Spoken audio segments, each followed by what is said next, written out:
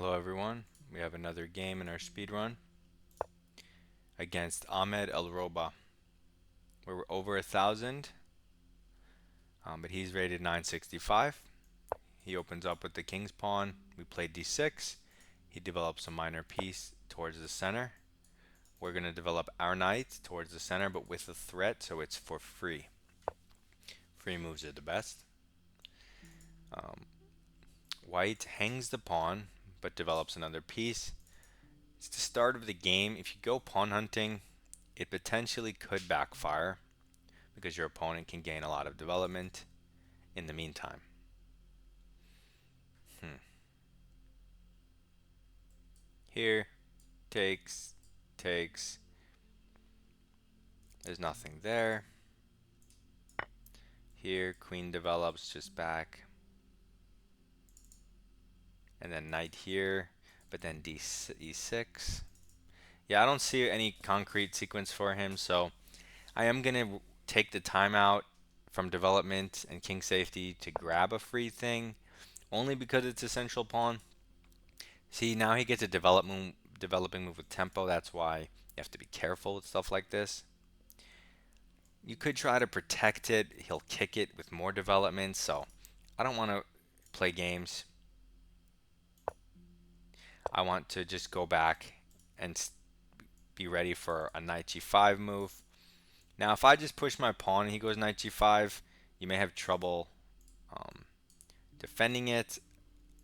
You could go d5, but your king's in the center. He's well developed. It all looks a bit fishy, even if it does work move by move. So let's start, now that we're up a pawn, let's try to diffuse the situation, diffuse his attackers and so forth. I'm going to pin his knight to try to trade it off. If he sacks and I take and he knight G's here, I'll go king G8. He doesn't have queen E6 because of the bishop. These are the things you need to watch out for when you don't develop and you grab a pawn, sacks, king weaknesses, things like that. So he attacks my bishop, asking what do I want it to do. Well, I just want to trade. Now without the knight, without the possibility of knight g5, now there is no attack or potential pressure or sacks or anything. So now I could just play a normal chess game.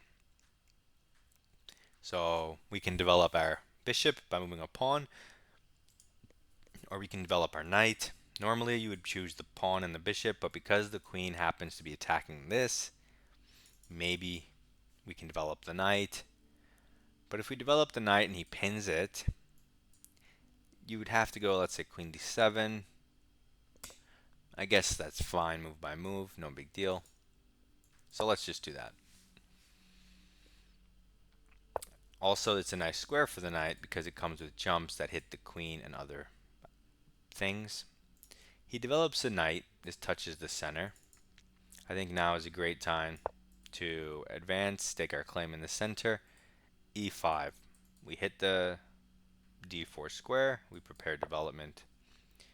White goes d3, just touching the center a little bit and opening up his bishop's diagonal is the idea. We're just going to go bishop e7. We could hop our knight in because it improves a piece for free. Maybe he takes this pawn, maybe we take this pawn. It's all neither here nor there. It's almost like a side quest from like the purpose of the real chess game. So I don't want to mess with that. Instead, he pushes this pawn. I really don't like this move because it blocks in, it almost traps his own bishop and it severely weakens the dark squares, so his knight's hanging now. Before I do anything though, I just want a castle. Now my king is safe, and now I'll just try some weird stuff maybe. So he jumps his knight in here.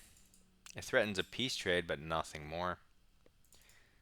So now that we have our center, right, nice pawn chain, we have our minor pieces developed. We don't have any open files for the rooks, so we can improve pieces, right, or try to make an open file. Either way, there's not so many pawn breaks here because his pawns are so far back. So making an open file isn't like you'll have to go a5 and then a4. You could do something like that. Or you can try to improve a piece, for example, knight into the center. This improves the piece for free, and it comes with threats. He could throw in knight takes knight intermezzo, because it's a check. And then when I take back with the bishop, he can take the b pawn. Um, but as mentioned earlier, we can then take his pawn. He has to move his rook. It's whatever. It's just a regular position, nothing special. You could also maybe take the dark square bishop, but he doesn't do that. He moves here. This is a terrible move because it walks directly into a fork. And so he should have gone down the line I mentioned where he takes this pawn. But now he just loses material and the game. He throws in the intermezzo check, but it cannot help. It's simply a piece trade. It only moves our bishop a little to a slightly better square than before. He moves the rook, which was being attacked. But he hangs the queen. Oh my god. Poor Ahmed. So let's get an analysis board up real quickly.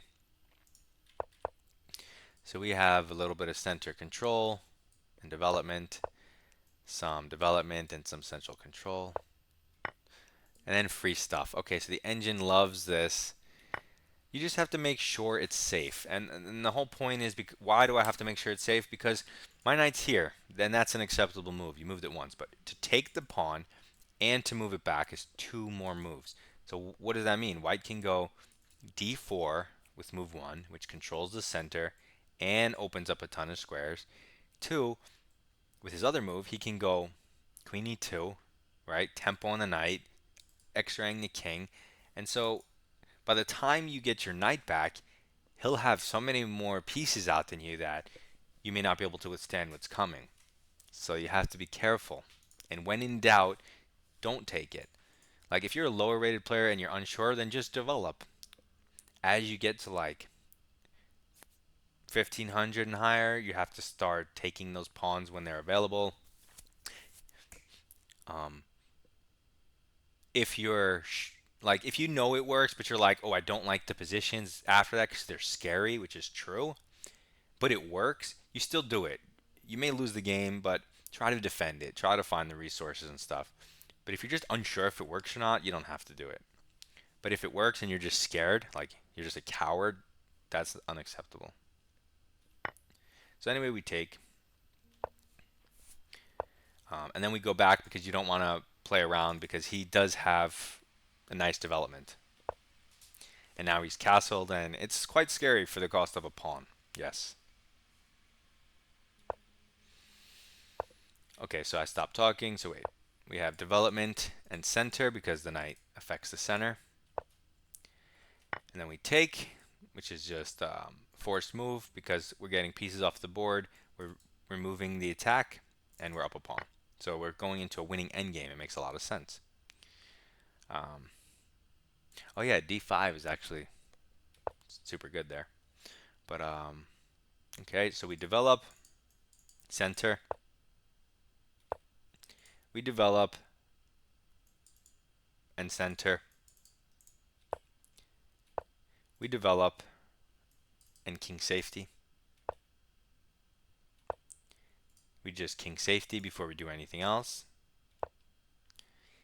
And now, like I said, you have options, but because you don't have open files for the rooks, you might as well improve pieces. So we improve this piece. He should go. Wait, what? I thought he should go down this line. What did I say? I said takes, queen b2, knight takes here, rook over, and this is just whatever. But apparently it's not just whatever. I mean, okay, I would rather be black here, but minus 2.5 strikes me as a bit much. I would naturally develop my rook. He would, I assume,